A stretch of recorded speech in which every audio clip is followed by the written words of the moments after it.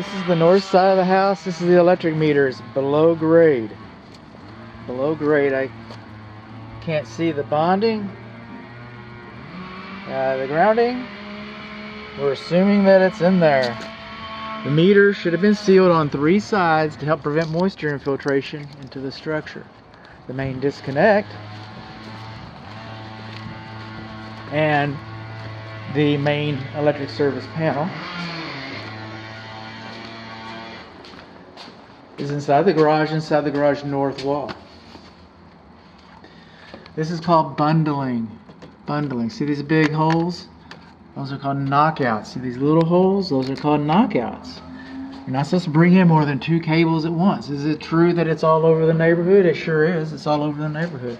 Do I have it at home? My house isn't for sale. I have it at home. My house isn't for sale. You shouldn't have to live like me. Even my reference is kind of like apologetic for this, but you're only supposed to bring 2 cables in. They did this because it was faster. You're not supposed to have a gap in the panel between the panel and the cabinet more than 1/8 of an inch. That compromises the fire blocking. This is L1, L2, and this is your neutral. If you don't know that, you don't belong in this cabinet. I get that. But by today's standards, you'd have rubber covers over these. And also, I think this was even code when this was installed, but you should have this wrapped with at least 4 wraps of white tape. And if you don't know that's hot, and if you don't know that's the main neutral, again, you don't belong in this cabinet, but there it is. I see that we got 1 main ground. By today's standards, you have 2 main ground. Oh, there's 2 right there. Okay, that's the bonding. You got 1 main ground and 1 bonding.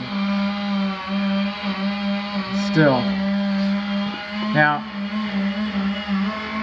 you're not supposed to have...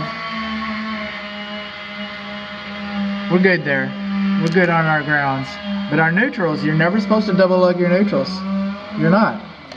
Not supposed to double lug your neutrals. The neutrals shouldn't have been double lugged. Then over here, this is the air conditioning. No, it's not the air conditioning system. It's 20 amp, probably swimming pool equipment. Oh, this is the air conditioner. That's the 40 amp. Yes, it is. Okay, that should be wrapped with black tape. If you do not know that white hot is hot, then you don't belong in this cabinet. I get that. Should be wrapped with black tape. The cables should not be in direct contact with the cabinet cover. See what's been rubbing on that? Okay. All this debris, it shouldn't have been in here. Another home inspector was in here. Hello, sir. Whoever you are. I guess he had a good day.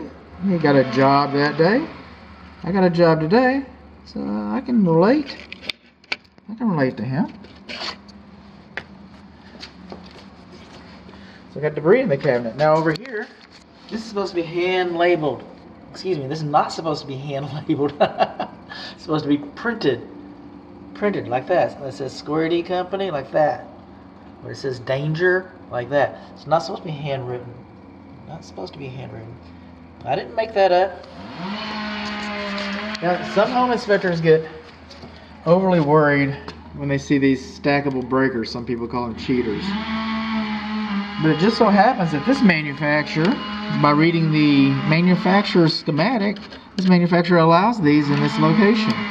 So that is not a deficiency. It's not especially good, it's not especially bad, it's neutral. So it's not like, yay, I got stackable breakers, yay, I got cheater, you know, no. But it's perfectly acceptable, perfectly acceptable.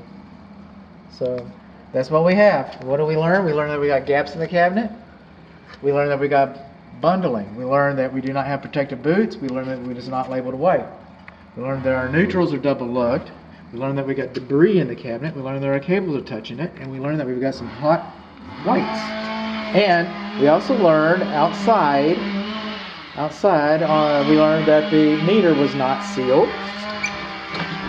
And we also learned, this is in the water heater video, that we learned that this is the bonding location. That's the bonding location for your electrical.